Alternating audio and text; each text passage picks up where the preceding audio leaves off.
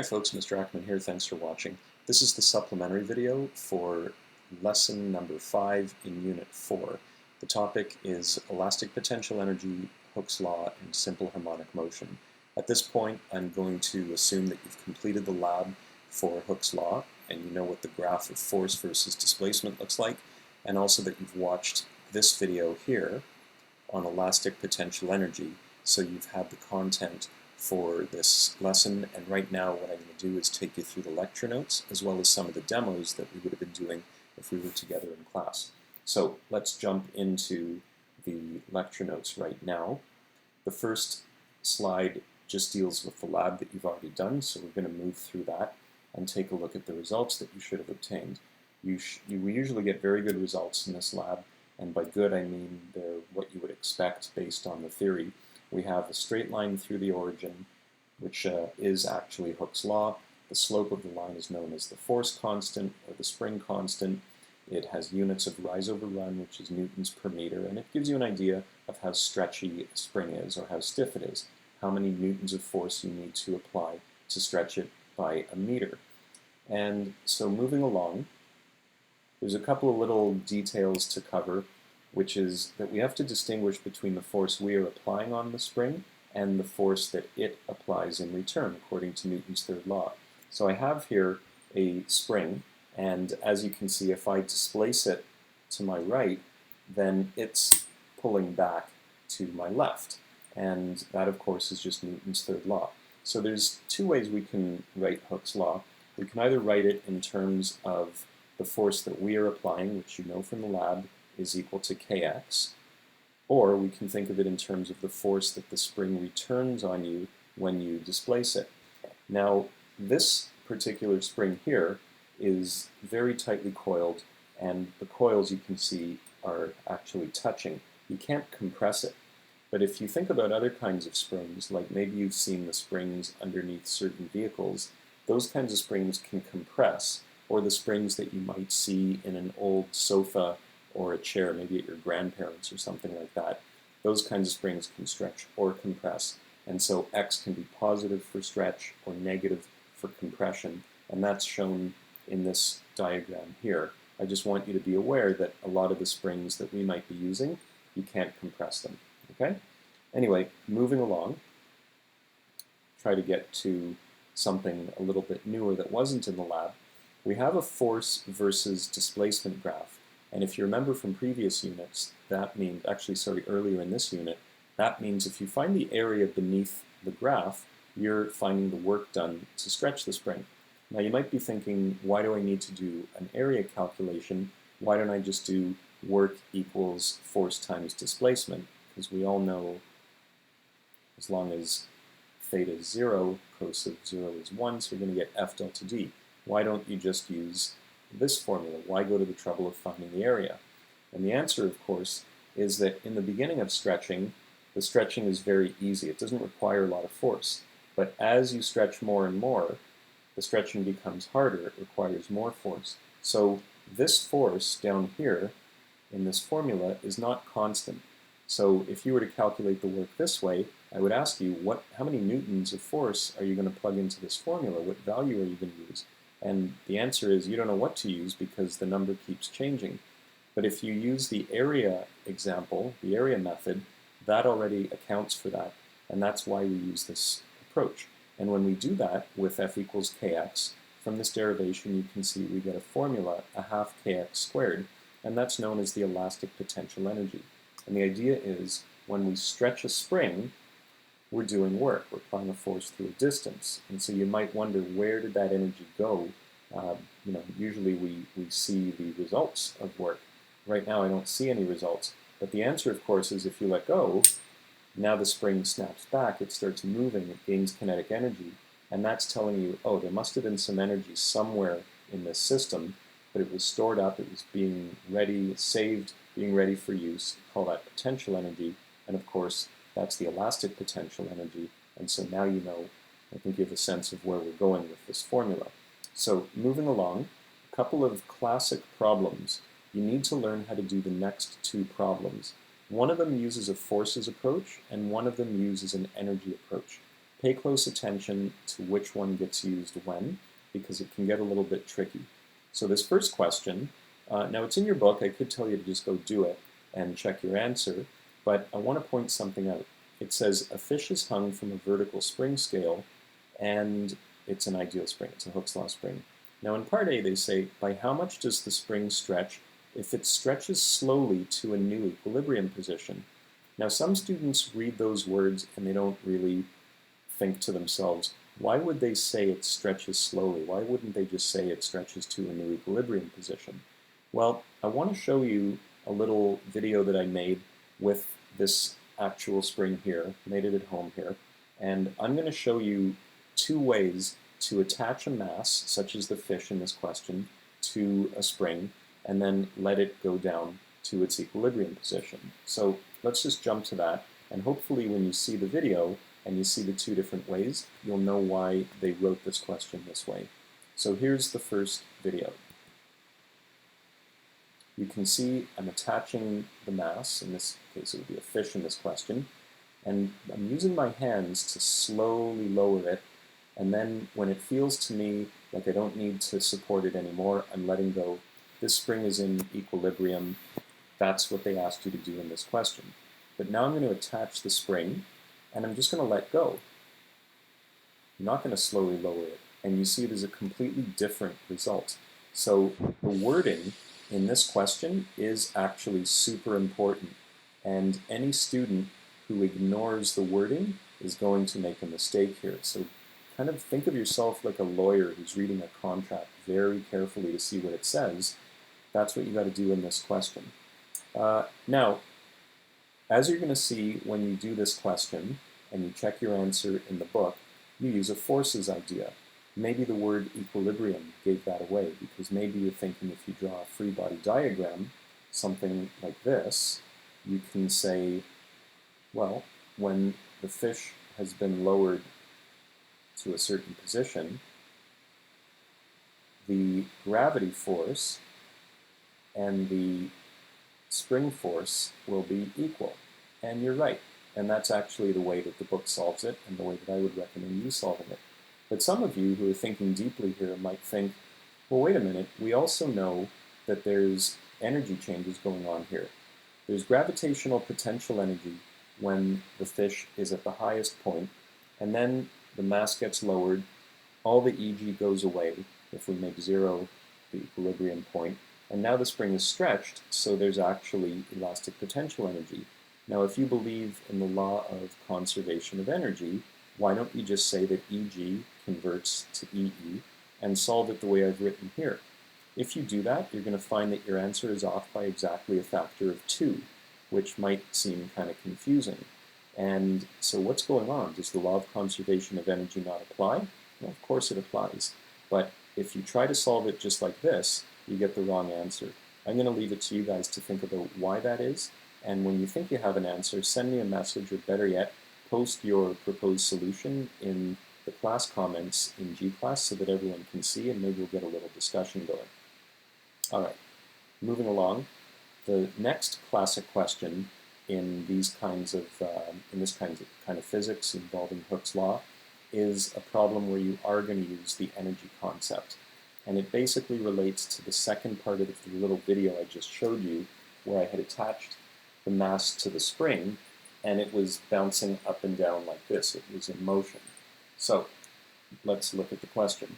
It says you attach a mass, and now it says the spring is released. So again, students who don't pay attention to wording, in other words, they don't act like a lawyer who's reading a contract very carefully, are not going to know the difference between slowly lowering the mass and letting it fall. This time, it's being allowed to fall. And so it bobs up and down. And they ask you, how fast is it moving at a certain point, and what is the distance it can fall before reversing direction.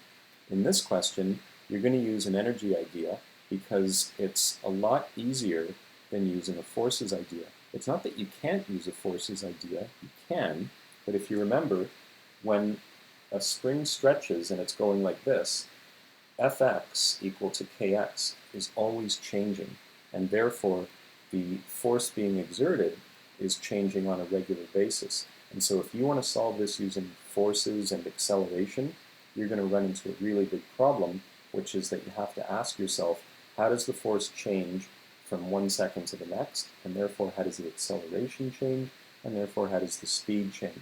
It's a real pain. Much easier to use energy ideas. All right.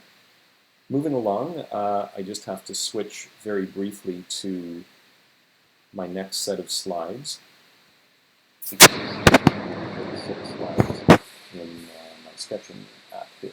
Okay, so we continue on with another kind of motion, which is called simple harmonic motion. And this was the kind of motion you saw in the little video I just showed you a moment ago, where the mass just keeps going up and down. So I made you a second video because I'd like to show you what this motion looks like if we actually plot it using a motion sensor.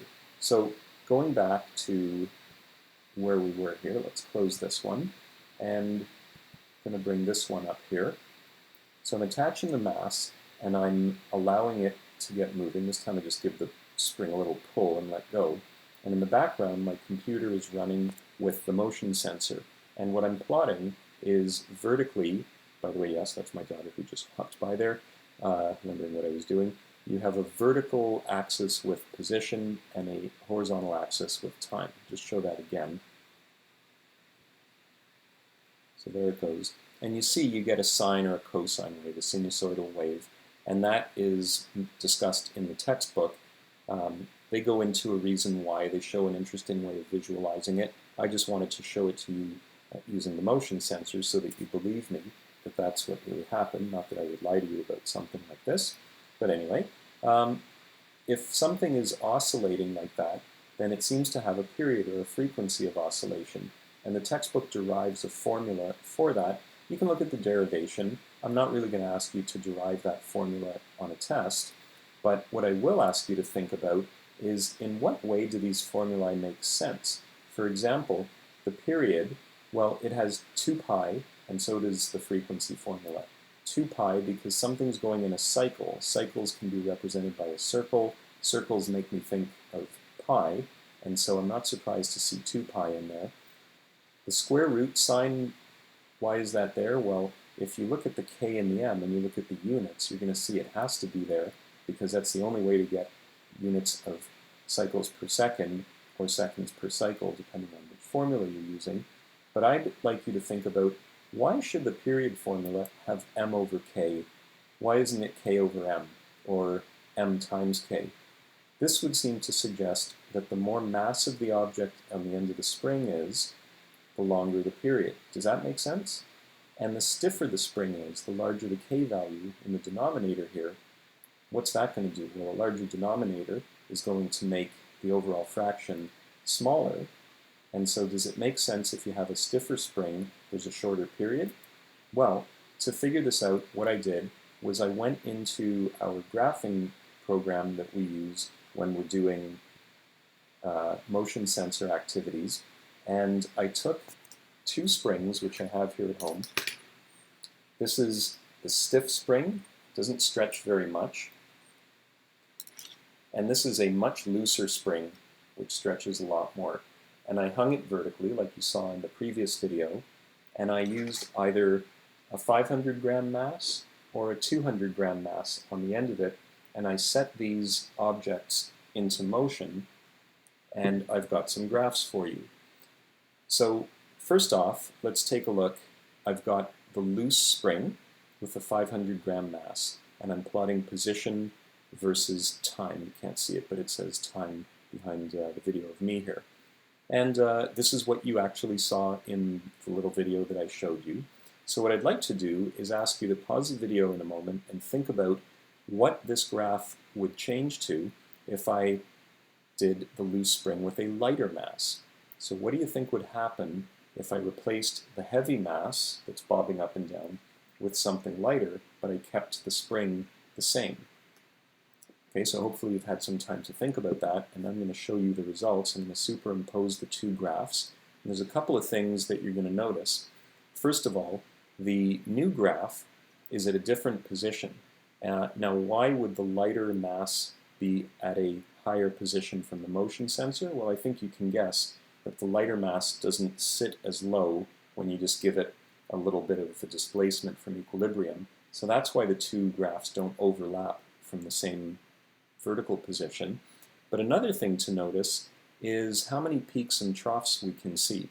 Now, just by coincidence, the heavy mass, blue, and the lighter mass, pink, lined up the trough of one and the crest of the other right over here. So if I just count, there's 1 cycle, 2, 3, 4, 5. They kind of line up again around here. So I got 5, 1, 2, 3, 4, 5 cycles.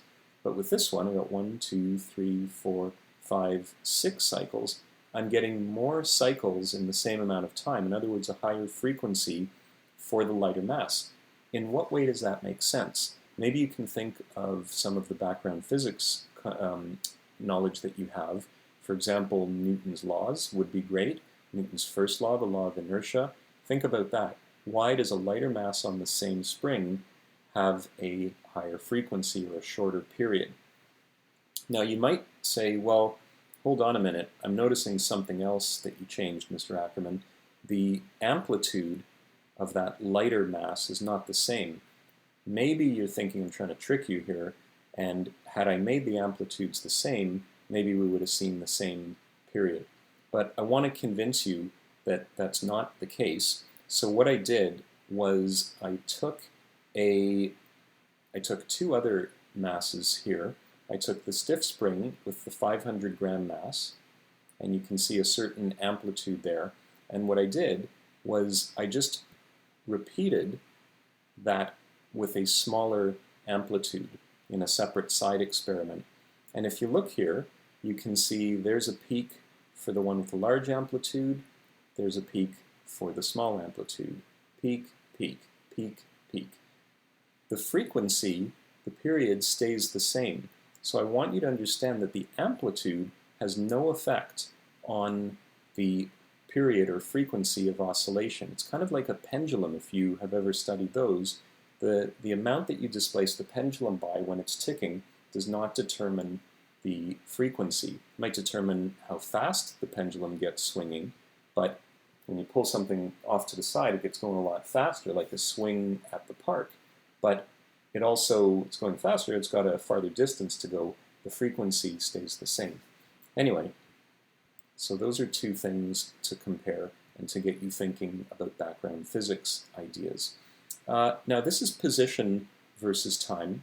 On another graph, what I've done here is I've shown you, now just back to one mass on the end of the spring, let's look at how the position and the velocity relate to one another.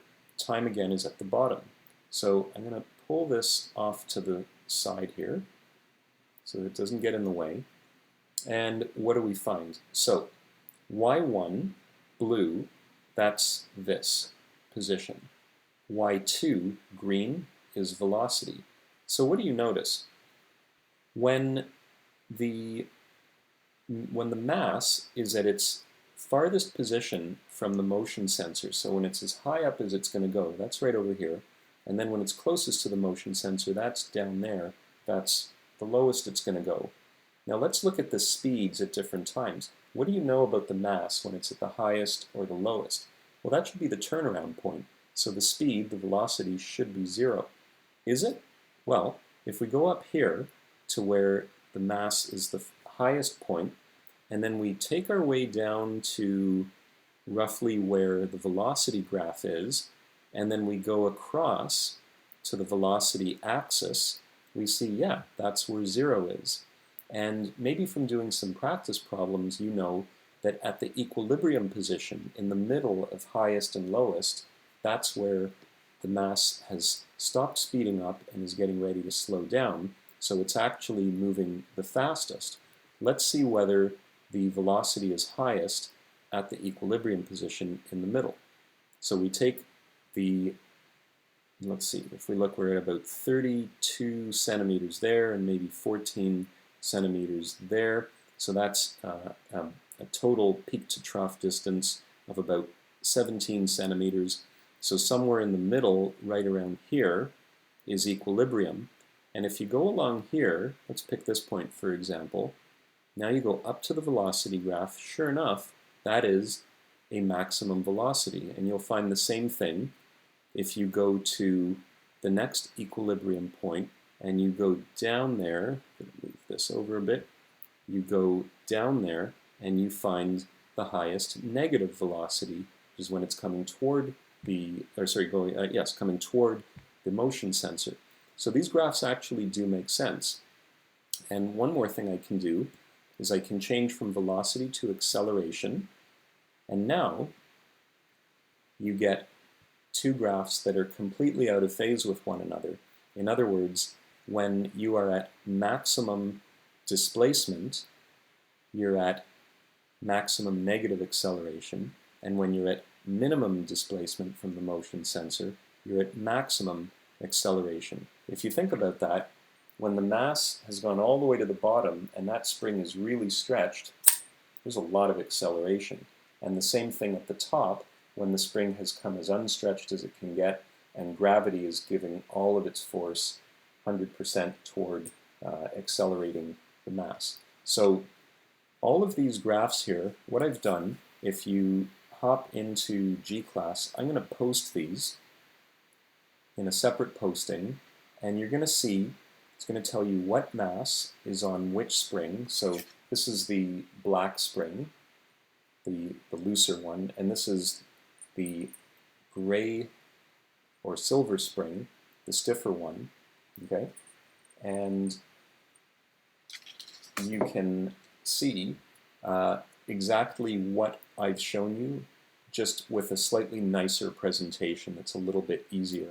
And there's also some thinking questions for you to look at here, and there's a little bit of notation on the graphs to help you internalize what I just discussed. Okay?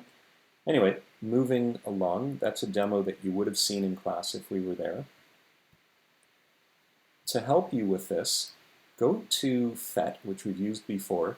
They have a simulator which works with this. Now this again is the old simulator. I don't know if they still have this one available.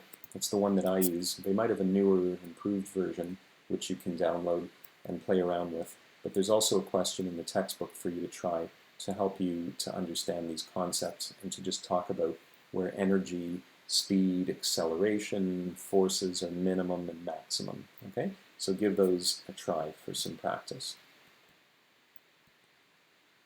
This slide here is just a setup, showing you the setup that I have in my house, but I think you understand it already. And this is the old version of the graphing software, a little bit different than what you're used to, so don't freak out. You're getting to see both in this video. And here's a practice problem for you to try that involves these same concepts. Just one word of warning. When you do this question, assume that the system is oriented horizontally. So try to imagine a mass that is essentially on a frictionless table, and it's going back and forth like that. Very, very similar to what you saw at the beginning over here, where there's a spring attached to a wall and a mass that's oscillating back and forth in simple harmonic motion. And so one last thing to think about is kind of an interesting concept relating to all this called damped oscillations. To show you what I mean by that, I'm going to jump back into Data Studio. I'm going to close that. I want to show you what happens when I let the spring go up and down for a long period of time, like I think about 1.5 minutes is what I left it for. Now, we often talk about an ideal spring in which there's no friction, but in reality there is friction. There's air resistance. Something that's stretching is going to heat up because the atoms get moving a little bit faster every time you stretch this thing. So that takes energy away from the kinetic energy bucket, if you will. I like to call it a bucket of energy. It changes, you dump energy from one bucket, say kinetic to potential to gravitational potential, elastic potential. But one of them that you can't really get back very easily is the thermal energy. So as the energy that's pouring into the thermal energy bucket fills up, it comes at the expense of another kind of energy. Maybe you can pause the video and predict what you think the position versus time graph would look like for a real spring. Okay, and if you've already done that, here's what I got. So just give me a moment here because something is a little bit off. I have to unlock this and show you all the time that I let this go for. There we go. Pull this down to there, and you can see what you want to be looking at here is the position. I'd actually like to get rid of, there we go, there it is. Just the position time graph for really long periods of time, 80 seconds, and you can see that the amplitude gradually diminishes, and so you kind of have this attenuation, as it's called, of the oscillations. They're called damped oscillations, and if you're wondering what kind of graph is this, it looks like a sine graph, but it's a sine graph that's kind of narrowing off. I'll leave it to those of you interested in math to explore what kind of function would do this. It's really kind of cool. It involves exponential functions, and that's all I'm going to say right now. But what I want you to think about is, what are the applications of this? When is damping desirable? And when would you not want damping? So anytime there's a stretchy situation involving springs or other objects that may stretch and go back to their original position, when would you want to see damping and when wouldn't you? And that's it. That is the end of the unit, so soon we'll be having review and then we'll be having our next unit test. I hope you've enjoyed it, and I look forward to hearing your questions and comments if you have them. Thanks for watching. Have a great day. Bye for now.